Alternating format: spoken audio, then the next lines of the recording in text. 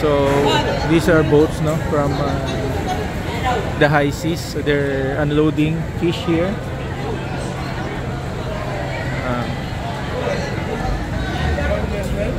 Yeah.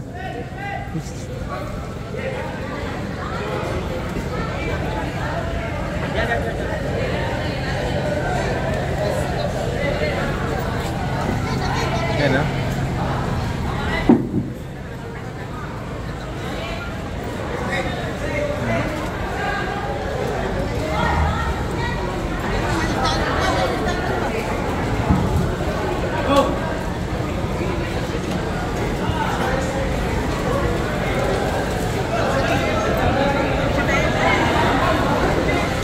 This is the inside of the fish port, no? So marami na. They're unloading this one. Lakihan, no?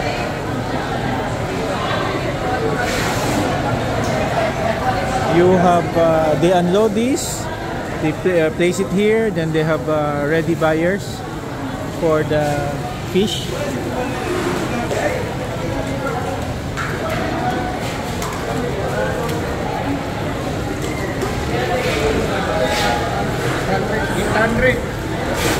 This is how they do transaction here, no? Then you have ready buyers there. You have the cargo trucks. They're carrying yung fish, no? Okay. So these are the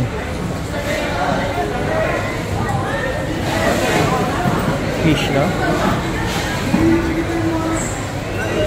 So for the record, I was the one who certified, no, to the Guinness Book of Records, the largest fish landing in the entire world, no. So that certification that I issued became the basis for the Guinness Book of Records to certify that the biggest fish landing in the entire world happened here in General Santos City. Let's go over the area.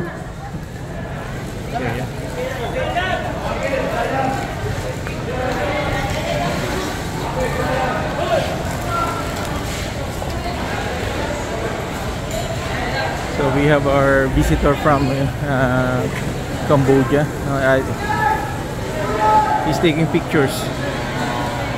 They're carrying fish.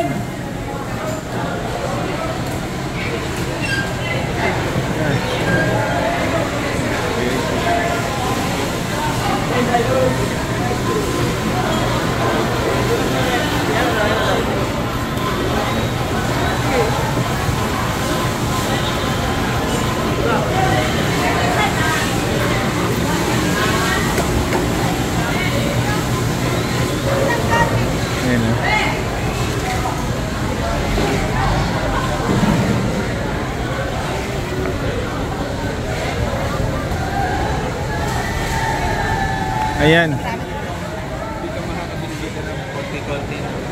Makabili ka naman.